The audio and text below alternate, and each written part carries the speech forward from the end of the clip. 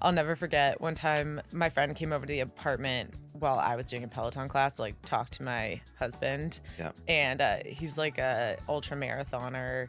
He's done so much competitive exercise. And he like saw me grunting in the corner with like sweat dripping down my face. He was like, I've never seen anyone work harder. Right. Yeah. Like, He's like, that's commitment. Yeah. Yeah. Peloton, bike, or tread? Bike. Do you have a favorite coach? Hannah. Hannah was my fave. Like Adrian. And what do you think as a marketer about Peloton's style? I think they've done a fantastic job. I mean, they've gone through a lot, obviously, as a business, but I think what they do and the fitness brands do really well, whether it's like Nike Run Club or Apple Fitness, they highlight the coaches and the people. They like make their coaches front and center. And you see it in their apps, you see it in their marketing and advertising materials. They make a connection with their users. And I think a lot of brands can learn from that. I don't see that enough. Yeah, I bet that's in their style guide. For sure. Make our employees front and center, make them the heroes of the story. Yeah. Super, super relevant because today on Field Notes, we are talking about all things style guide.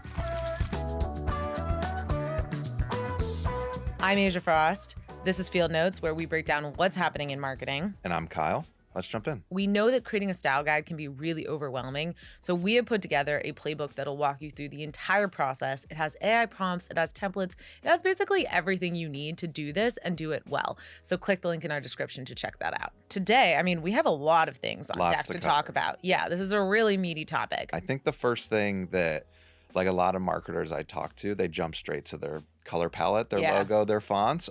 I would argue that's probably the last thing that you need to be thinking about. So if I'm just getting started or I don't really like my style guide right now, where do you start? Where do you recommend people kick it off? I think it starts with, what do you want your brand to make people feel? Sure.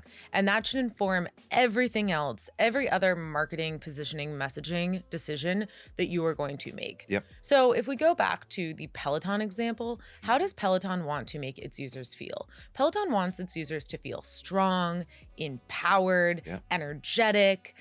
And so that is going to inform the decisions they make around, yes, the photography and the typography and the font, but it's also going to inform all the decisions that they make around the words that they use. So I think that that's the exercise that every brand or every marketer should start with. What are the 3 to 4 words that we want someone to consistently feel every time they're interacting with any element of our brand? I think the other thing is that vibe a lot of times doesn't just come from the company. It comes from their current customers. So if you've like started your business, you've broken in, now you kind of want to know, okay, well, why did my customers pick me? What are their pain points? What are they looking to solve for their business?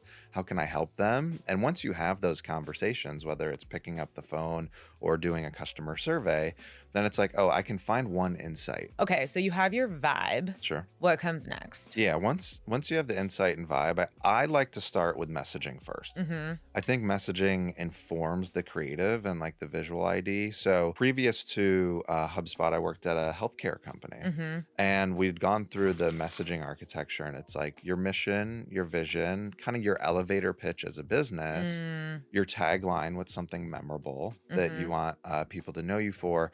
And then we always use like 3 messages. Like, what are the 3 core messages that I want in all my marketing communications to hit in the market? And what proof points do I have? I think that's really important. So when you're crafting that messaging architecture, you're like, okay, I can say this, but can I back it up? So a few days ago, I was in a taxi driving around New York City, and I saw a billboard for Harvey. Harvey is legal AI software.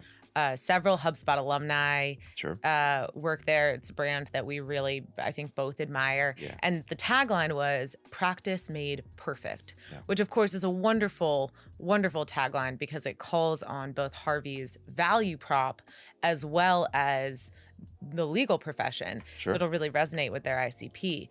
I don't know if that's their one tagline, but you can see that that cascaded from very intentional messaging architecture. How was the visual on the billboard? I'm so glad you asked.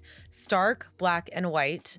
A pretty classic serif font. And it really communicates security and clarity and professionalism. And I think that's actually a really good segue we started to talk about the Viz ID. Sure. But once you have that messaging framework, Yep. then you can actually do, I think, what people Love start to do. with Yeah. normally, which is all the visual elements. Mhm. What font are you using? How much white space are you using? What are your graphic elements? What Yeah. are your photography directions? And I think if you're starting from scratch here, or to your point, rebuilding, Yep. there is so much you can now do with AI that's going to Mhm. dramatically help this process, especially because you've done the pre-work of, okay, here is what I'm trying to convey and kind of how I'm trying to convey it. So one thing that I always recommend people do in the process that we've, I think, both followed at HubSpot and for our small businesses Yep. is to get a bunch of examples of things that you like. Mhm. And I think thinking, okay, it's not just things that I like, but things that make me feel the way I'm trying to get my brand to feel, and Yep. making like a digital mood board. Sure. And then plugging it into an LLM of your choice. Although I will give a hat tip to Gemini, because I think Gemini's Nano Banana is pretty good. Nano Banana is really good. And for some reason, at least at time of recording, Gemini's visual capabilities are very strong. So you can throw a bunch of examples into Gemini and say, hey, Gemini, what are the common characteristics of these Sure. images? And then Gemini will give you basically 4 characteristics that span across those things. And then that you can start to say is, okay, here's the bare bones of my style guide. We've talked about the Viz ID. Mhm. What are like the components of it? Like, what are those Lego blocks inside the brand style guide and visual ID that you need to make for the foundation? Photography direction. Yep. You want to give us some examples of what photography direction could mean? Yeah, I think it's a matter of like, so if you want things that are light and airy, do you think you want things that are dark and moody? Do you Mhm. want things that are outside? Do you want things that are inside, feel a little more corporate? Maybe you have glass backgrounds, but being able to articulate the photography style, I think that goes into how you frame certain shots. I think that goes into how you light certain shots. Are they And even- candid? Are they styled? Are they candid, styled? A lot of times it's like, I don't know, like what clothing and stuff are featured Yeah. in certain. And so I think it's important to define those things. And your creative partner is going to have the expertise to be able to kind of shape your vision there, as long as you share with them, you know, here are the things that I like that I'd like to bring to my brand. Yeah, absolutely. Okay. Graphic elements. What are these? So this can be anything from a shape that you use frequently to iconography that you're using. A few more I would add to the list. Logo usage. Sure. Where and how should the logo be used? Yep. We have a big asterisk in the HubSpot style guide that says, do not cut off the sprocket. That's right. That's right. No decapitated sprockets. So that's important. Yep. How much white space you want to use, like Sure. how things should be laid out. Yep. And then, of course, we've already talked about them ad nauseum, but typography, color palette, those are all really important. Sure.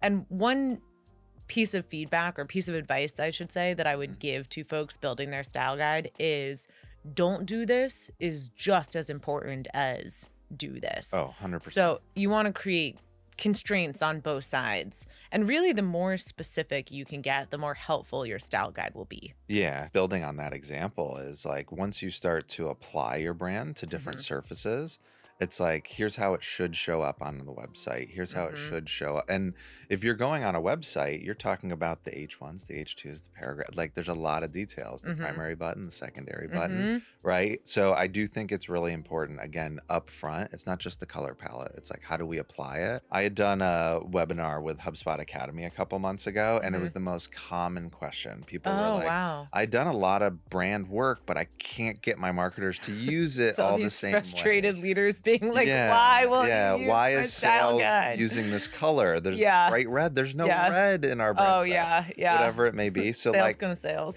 sales is always going to sales.